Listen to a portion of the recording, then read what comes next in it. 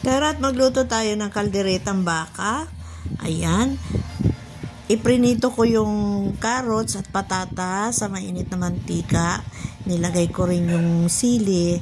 Half cook lang yan. Hindi ko masyadong niluto ang mga gulay para masarap siya. Malutong pa pag nilagay sa ating kalderetang baka.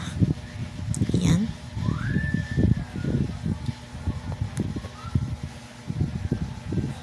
Ito ang ating mga ingredients.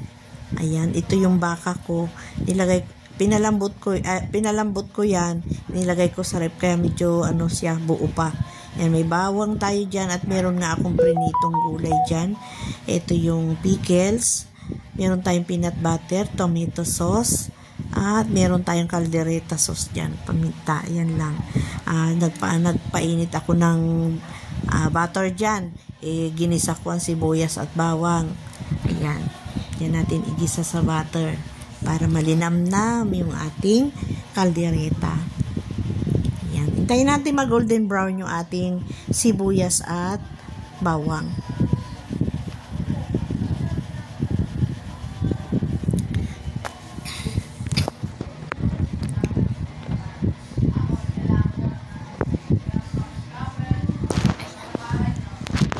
Dito nga ay golden brown na yung ating sibuyas at bawang.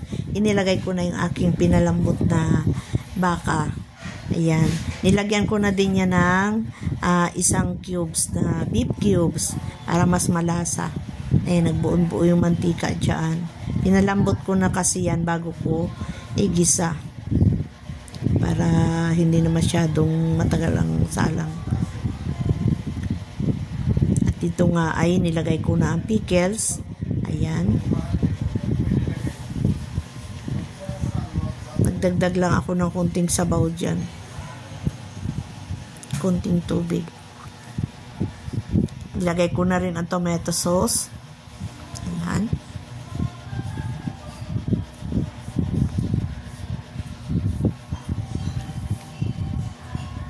Halo-haloin lang natin para ma-mix yung lasa ng tomato sauce sa ating beef.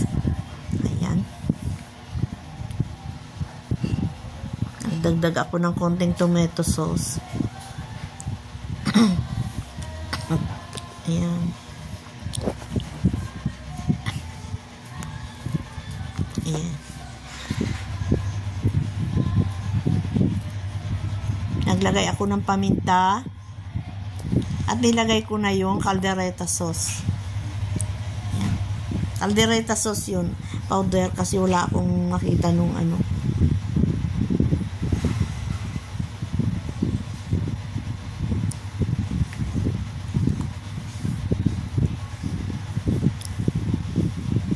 At dito nga ay kumukulo na. Naghina na ako ng apoy dyan. Pinahina ko na yung apoy. Hayaan nating masipsip nung baka yung lasa. At naglagay na rin ako dyan ng peanut butter.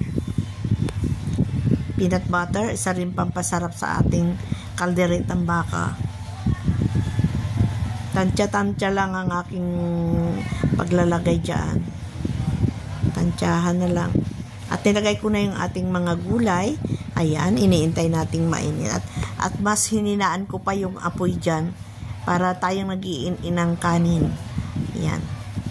Total naman ay yung aking mga gulay ay luto na. Hininaan ko ng masyado ang ating apoy. At ito'y malapit na nating ahonin at tara na. Kumain na tayo. Thank you for watching.